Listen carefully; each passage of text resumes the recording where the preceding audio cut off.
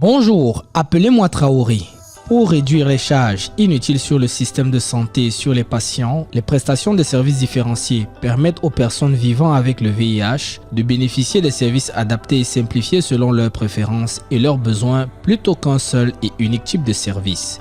Cette vidéo sur le traitement du VIH des modèles individuels non basés sur la structure de santé vous explique tout.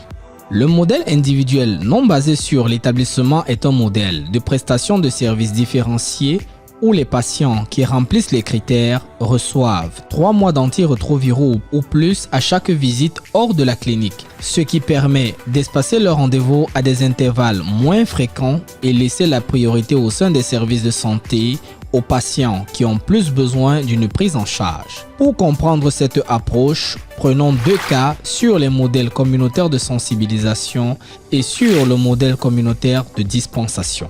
Commençons par le modèle communautaire de sensibilisation. Marie vit à 20 km du centre de santé où elle reçoit ses antirétroviraux.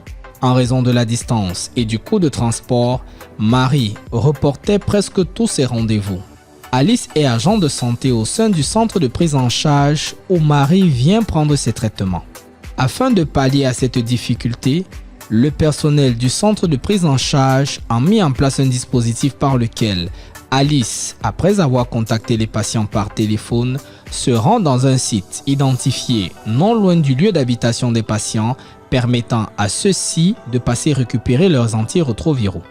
Si Alice ne peut pas faire le déplacement, elle se fait remplacer par un conseiller formé. Parlons à présent du modèle communautaire de dispensation.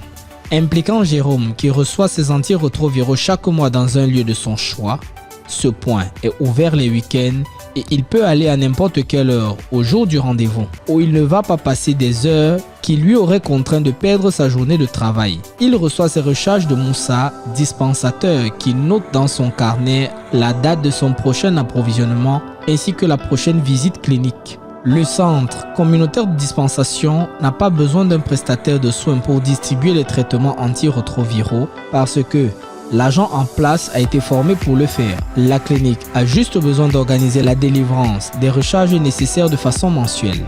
Le médecin a besoin de vérifier que les patients suivent bien leur traitement au rendez-vous du 6e mois, ce qui lui permet de prioriser les patients qui ont plus besoin d'une prise en charge. C'est tout pour cette vidéo.